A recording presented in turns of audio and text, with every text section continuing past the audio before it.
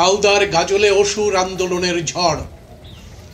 একেবারে পারম্পরিক সাংস্কৃতিক পোশাকে সজ্জিত নারী বাহিনী, কাতারে কাতারে মানুষের ঢল, মাথা উঁচু করে বাঁচার স্বপ্ন দেখাচ্ছে মাঝি পরগনা গাওতা।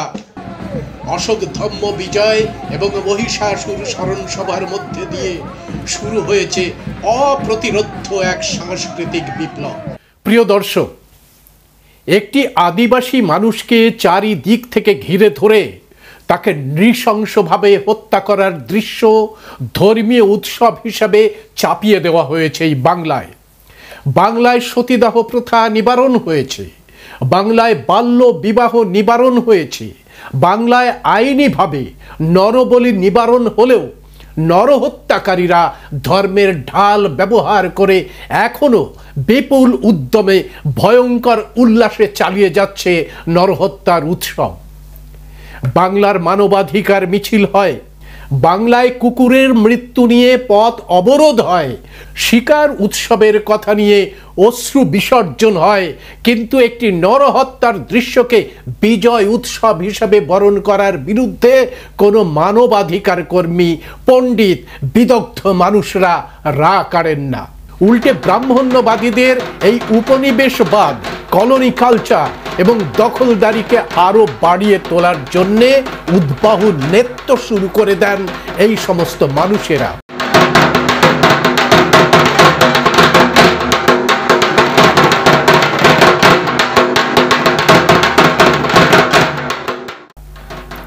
(2011) সাল পর্যন্ত মূল্যবাসী সংস্কৃতিকে ধ্বংস করার এই ভয়ঙ্কর আক্রমণের বিরুদ্ধে কেউ কথা বলেনি। মালকোচা মেরে ঢাকের তালে উদ্দাম নৃত্য করেছেন, নারীদের ভগ লিঙ্গ প্রদর্শন এবং অশ্লীল শব্দ প্রয়োগের সাথে সিঁদুর খেলার হুল্লোড়ে উৎসাহিত করেছেন। এই সিঁদুর আদিবাসী অসুরের শরীর থেকে ফিনকি দিয়ে উঠে আসা রক্তের প্রতীক। এই সিঁদুর হত্যার আবেগকে উৎসাহিত করার সিঁদুর। শোভাবাজারের নবকৃষ্ণদেবের মদের ফোয়ারা, বেশ্যা নাচ এবং ইংরেজ প্রভুদের তুষ্ট করার এই উৎসব এখন ব্রাহ্মণবাদের উপনিবেশবাদে পরিণত হয়েছে। বেশ্যা, বাইজি, মদ এবং নরহত্যার প্রদর্শনী কি করে ধর্ম হতে পারে সে প্রশ্ন কেউ তোলেনি। উপরন্তু 32খানা দন্ত বিকশিত করে একেবারে কাটিয়ে দিয়েছে 700 বছর। হ্যাঁ, 700 বছর পরে এই কৃষ্ণ গহ্বরকে ভেদ করে উঠে এসেছে হাজার প্রশ্ন। কেন নরহত্যাকে ধর্ম হিসেবে দেখানো হবে? কেন অসুরকে নৃশংসভাবে হত্যা করা হবে? সে তো ভারতের আদিবাসী মূল নিবাসী। অসুরের বুক থেকে ত্রিশূল সরিয়ে নাও। শুরু হয়েছে এই প্রতিবাদ, শুরু হয়েছে লড়াই। কুসংস্কার এবং অন্ধবিশ্বাসীদের বিরুদ্ধে জাগ্রত জনতার সাংস্কৃতিক বিপ্লব। স্কুল দাম লাগাম দাম, স্কুল দাম লাগাম দাম, মহান সম্রাট দুর্গা শরণ সবার সবল করুন, মহান সম্রাট দুর্গা শরণ সবার সবল করুন, মহান সম্রাট দুর্গা অমর রহে। 2011 সাল থেকে দিল্লির জওহরলাল নেহেরু বিশ্ববিদ্যালয়ের ইতিহাস বিভাগের ছাত্রছাত্রীদের 5 দিনের এক প্রদর্শনীর পরেই ভারতের মূল নিবাসীরা তাদের ইতিহাস, সংস্কৃতি এবং পরম্পরা বাঁচানোর জন্যে ঘুরে দাঁড়াতে শুরু করে। শুরু হয়েছে দুর্গা বাহিনীর বিরুদ্ধে অসুর ব্রিগেডের প্রত্যক্ষ সংগ্রাম। মহিষাসুর স্মরণ সভা এবং অশোক ধম্ম বিজয়ে এই প্রত্যক্ষ সংগ্রামের ময়দান বিদেশি আবর্জনা দূর করে সমাজকে কলুষ মুক্ত করার এক সাংস্কৃতিক বিপ্লব।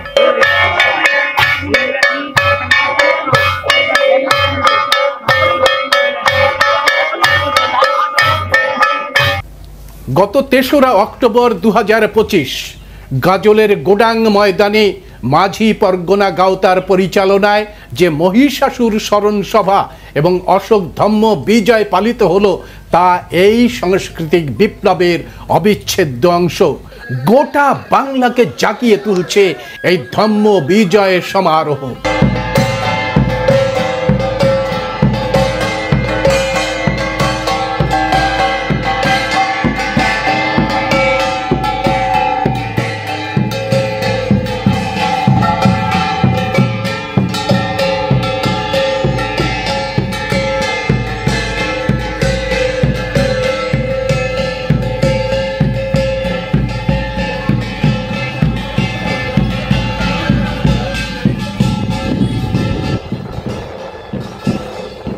তেসরা অক্টোবর 2025 দুপুর 12:30 থেকে শুরু হয় এই ধম্ম বিজয় শোভাযাত্রা। অসুর নারী বাহিনী প্রথাগত রণসজ্জায় সজ্জিত হয়ে শোভাযাত্রাকে নেতৃত্ব দেন এবং গোডান ময়দানের দিকে আস্তে আস্তে এগিয়ে নিয়ে চলেন। রাস্তার দুপাশে দাঁড়িয়ে থাকে সুসজ্জিত অসুর ব্রিগেড। গোটা একটি ফুটবল মাঠকে এই সমাবেশের উপযুক্ত করে সজ্জিত করে তোলা হয়। অংশগ্রহণ করতে ছুটে আসেন বাংলার সমস্ত জেলার আদিবাসী মূল নিবাসী সাংস্কৃতিক দল, সমাজকর্মী, লেখক, শিল্পী, সাহিত্যিক এবং নেতৃবর্গ। শুরু হয় অসুর ব্রিগেডের কুচকাওয়াজ।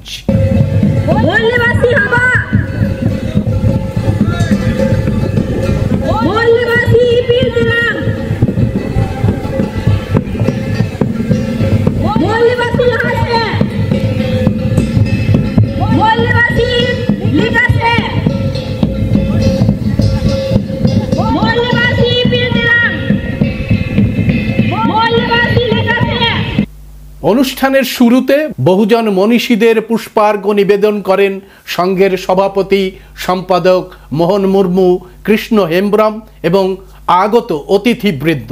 বিভিন্ন জেলার মাঝি বাবাদের বরণ করে নেওয়া হয় অতিথি এবং অভ্যাগতদের। মাঝি বাবাদের হাতে তুলে দেওয়া হয় মহান সম্রাট অশোকের ছবি।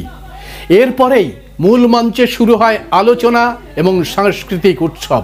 অভ্যাগতদের স্বাগত জানান মাঝি পরগনা গাওতার সহকারী সম্পাদক সামিয়েল সরেন। তো আমি বলবো আজকে এই অসুর সম্রাট মহান হুজুর দুর্গার ফটোতে আমরা মাল্যদান দিলাম, তার সাথে সাথে আমরা সম্রাট অশোক তার প্রতীক দিতে আমরা মাল্যদান করলাম। মূল বক্তব্য তুলে ধরেন সংগঠনের অন্যতম পিলার জ্যোতিষ কিস্কু।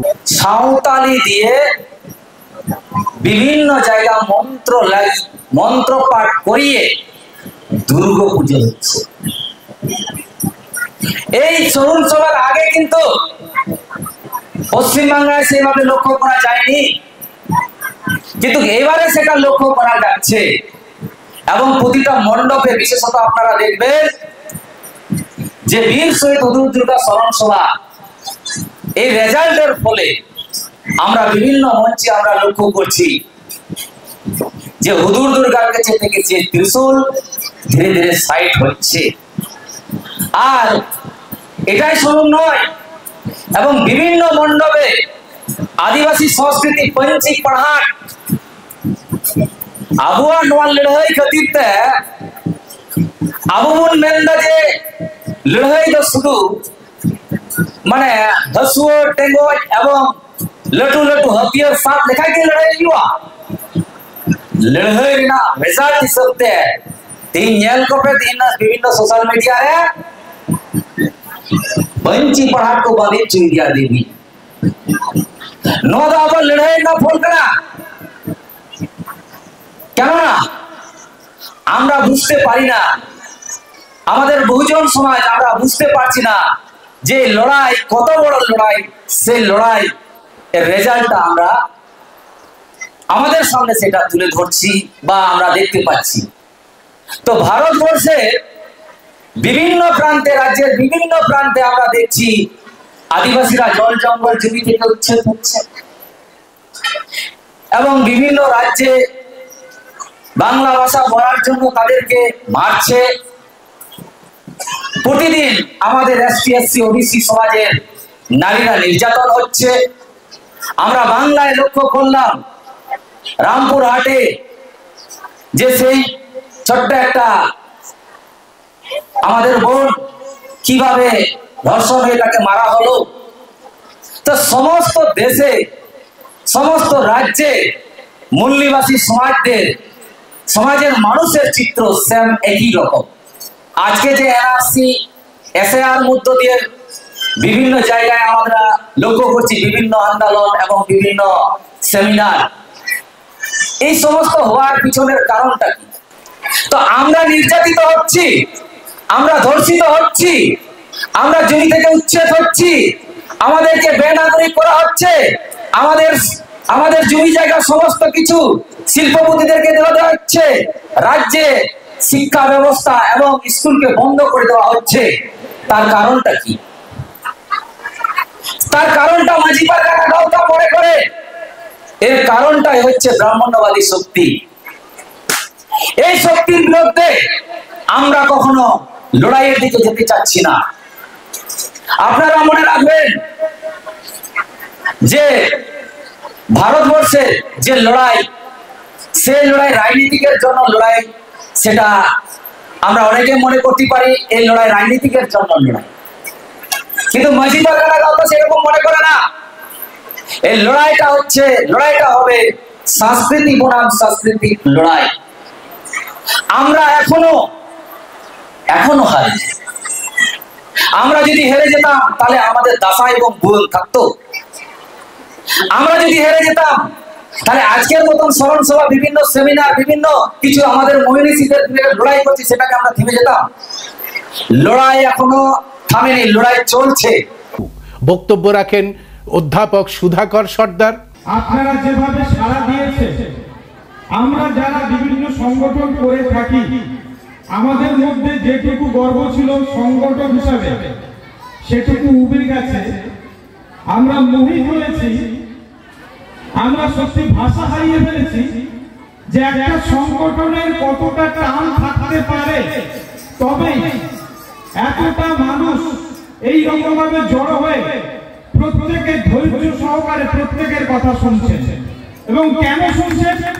আমার আগের বক্তাদের কাছ থেকে আপনারা প্রত্যেকে জেনেছেন যে একটা লড়াই শুরু হয়ে গেছে, এবং সেই লড়াইটা কি? সাংস্কৃতিক লড়াই। সেই সাংস্কৃতিক লড়াইয়ের পক্ষে আপনার মন চাইছে কি না চাইছে সেটা বড় কথা নয়, কিন্তু আপনাকে থাকতেই হবে। যদি আপনি না থাকেন তাহলে আপনাকে পরবর্তী প্রজন্ম কি বলবে? বিভীষণ। যারা রামকে ভক্তি করে, রামের সহযোগিতা করেছিল বিভীষণ, কিন্তু বিভীষণ এমন একটা ঘৃণ্য চরিত্র, তাকে মানুষ এতটাই ঘৃণা করে কারণ ছেলে মেয়ের নাম রাখে না বিভীষণ, অথচ রামকে ভক্তি করে, রামের পুজো করে, রামকে সহযোগিতা করেছে বিভীষণ। কারণ ছেলের নাম রাখে না হনুমান, অথচ রামকে সহযোগিতা করেছে। তাই আজকে আপনারা যদি মাঝি পারগানা গাওতার লড়াইয়ের এই সঙ্গে যদি সাথ না দেন, পরবর্তী প্রজন্ম আপনাদেরকে ওই বিভীষণ এবং হনুমানের পদবাচ্য জায়গাতে নিয়ে যাবে। তাই আসুন আমরা এই যে লড়াই করতে চলেছি, সেই লড়াইটা কিসের লড়াই? একটা কথা বারবার বলা হয়, অনেকে বলে থাকে বাপের নাম ভুলিয়ে দেব। আমরা আসলে বাপের নাম ভুলে গেছি। আমার আগে যারা মাঝি পারগানা গাওতার যারা বক্তব্য রেখেছেন, তারা বারবার একটা কথাই বলার চেষ্টা করেছেন বাবা সাহেবের রেফারেন্স দিয়ে, যে ইতিহাস জানে না সে ইতিহাস নির্মাণ করতে পারে না। তাই আমরা যদি ইতিহাস নির্মাণ করতে চাই, আমাদের কি করতে হবে? বাপের নামটাকে মনে রাখতে হবে। সেই বাপটাকে আমরা ঠিক করেছি, আমাদের বাপ হচ্ছে অসুর। 2012 সাল থেকে অসুর স্মরণ সভার রূপকার চরণ বেসরার সাথে আন্দোলন শুরু করেছিলেন অধ্যাপক ডেভিড দাস। তিনি জানান, ভারতবর্ষে প্রথম আমরা শুরু করেছিলাম, তার আগে শিক্ষার জগতে একাডেমিক লেভেলে জেএনইউ বা এইসব জায়গায় তারা ছোট ছোট মানে তাত্ত্বিক আলোচনা তারা করতো, কিন্তু সমাজের মধ্যে পৌঁছে দেওয়া যে অসুর কে ছিল। আচ্ছা, আমরা যখন বলছি মহান সম্রাট হুদুর দুর্গা, অসুর হুদুর দুর্গা, অসুর হুদুর দুর্গা যখন সে যখন রাজা, আচ্ছা রাজা যখন হয়েছে, রাজার নেতৃত্বে বা সেই জাতি, সেই দেশের লোকেদের হাতে বিজনেস ছিল, ব্যবসা বাণিজ্য করত, তাদের হাতে শিক্ষা ছিল, তারা অস্ত্র ধরতে জানত। এই জিনিসগুলো মনুসংহিতায় ব্রাহ্মণ্যবাদীরা তারা এটাকে বাদ দিয়ে রেখেছে। বক্তব্য রাখেন সুদূর গুজরাট থেকে আগত আম্বেদকরবাদী বুদ্ধ অনুরাগী বন্দনা বৌদ্ধ। गुजरात, राजस्थान, हरियाणा और किसी और भी जगह पे जाओ तो महिलाएं घूंघट में भी मेकअप करके बैठ रही हैं, पर वो ये नहीं सोच रही है कि हमारा घूंघट कैसे हटे। तो मैं यही चाहती हूँ कि ये सब जो चीजें हैं उससे आपको लग सकता है कुछ क्षणों के लिए कि मेरे आस वाला, पास वाला, आगे वाला, पीछे वाला जो है मैं खूबसूरत दिख रही हूँ या दिख रहा हूँ, वो देख रहे हैं, पर कभी आपको मन से सम्मान नहीं मिल पाएगा। मैं आपके सामने उसका उदाहरण हूँ, कोई मेकअप नहीं है, कुछ भी नहीं है, मतलब मैंने विचारधारा को माना, धम्म को माना, बाबा साहब को माना। বিভিন্ন আদিবাসী নৃত্য করম, লাগড়ে, কাঠি এবং ঝুমুর নাচের মধ্যে দিয়ে উঠে আসে আদিবাসী সংস্কৃতির ঢেউ। আদিবাসী সংস্কৃতির একজন অনুসন্ধানী হিসেবে আমার চোখে পড়ে যে মুন্ডা আদিবাসী দল সাদ্রি ঝুমুরের সাথে নাচ করছেন।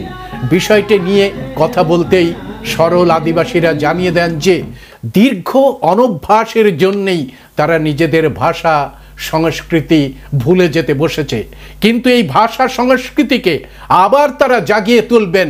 আমাদের নতুন বোনেদের শেখাও। दादा जाने দাদা জানে। दादा का आदर से मीना আচ্ছা দাদা, কেন মুন্ডারি ভাষাতে গান হলো না? সাদ্রিতে কেন হলো? সাদ্রিতে হলো তার মানে ব্যাপারটা শুনুন, আলে তো ওর তালারে মিনা দেয়া। আচ্ছা মুন্ডারি ভাষায় জানে। এই যে সাদ্রি ভাষাতে গান হলো, কি বলবেন? মুন্ডা জাতি সাদ্রি ভাষাতে গান করছে কেন? মুন্ডা ভাষা তো না আসল ইতিহাস নেই আগে। আচ্ছা আচ্ছা আচ্ছা, না আসল ভুলে গেছে। यहाँ रांची में सीधा मुंडा को नहीं भाषा कल्चर तक ना इतिहास তাও তো খানিকটা মুন্ডার সঙ্গে হিন্দি ঢুকে পড়েছে, একটু সামান্য ঢুকে পড়েছে, কিন্তু মুন্ডারির সাথে সান্তালির অনেক মিল আছে। ঠিক আমি চাইছি আপনারা মুন্ডারি ভাষায় আমার যে বোনেরা আছে, যে বোনেরা এদের শিক্ষা দেবেন প্রত্যেকটা গ্রামে। আপনাদের দায়িত্ব হচ্ছে এই শিক্ষাটা দেওয়া। এরা কত সুন্দর নাচ করছে, এদের নাচের তাল আমাদের দুই মাদলিয়া যা বাজালো, দারুণ দারুণ। অনুষ্ঠানের শেষ দিকে পরিবেশিত হয় দাসায় দাঁড়ান, যে গান এবং নাচের মধ্যে দিয়ে আদিবাসীরা তাদের রাজা হুদুর দুর্গাকে স্মরণ করেন, খুঁজে বেড়ায় এবং দেশ বিস্তারের জন্যে আদিবাসীদের উৎসাহিত করেন।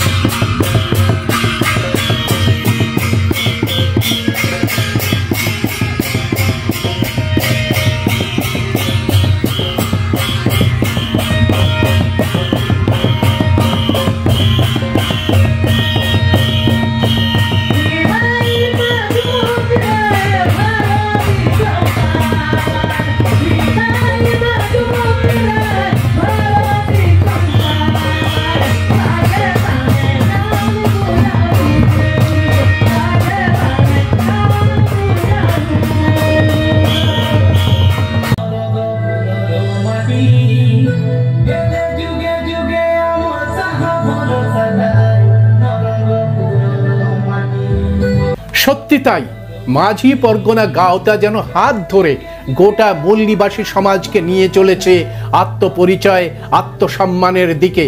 এই সমারোহ সরকারি আর্থিক আনুকূল্যে আয়োজিত হয়নি, কোনো মানুষকে ডিম ভাত খাওয়ার লোভ দেখিয়ে এখানে আনা হয়নি, কোনো এদো পুকুরের কাদা জলে চুবনি খেয়ে মোক্ষ লাভের লোভ দেখানো হয়নি। এটি আয়োজিত হয়েছে পরাধীনতার শিকল ভাঙার জন্যে, বিদেশি ব্রাহ্মণ্যবাদী কালচার ও উপনিবেশের জগদ্দল পাথরকে গুড়িয়ে দেবার জন্যে। এটি আয়োজিত হয়েছে সমস্ত কুসংস্কার এবং অন্ধবিশ্বাস ছিঁড়ে ফেলে ভারতকে কল্যাণকারী রাষ্ট্র হিসেবে গড়ে তোলার জন্যে। প্রচণ্ড বৃষ্টি এই সমারোহের বিঘ্ন ঘটালেও দমাতে পারেনি। বেলা গড়াতে গড়াতেই মাঠ একেবারে কানায় কানায় পূর্ণ হয়ে যায়। নিজের ঘর থেকে ব্রাহ্মণ্যবাদের সমস্ত নিশানা ছুঁড়ে ফেলে দিয়ে অনাবিল আনন্দের এক মিলন মেলায় মেতে ওঠে বাংলার আদিবাসী, মল্লিবাসী বহুজন।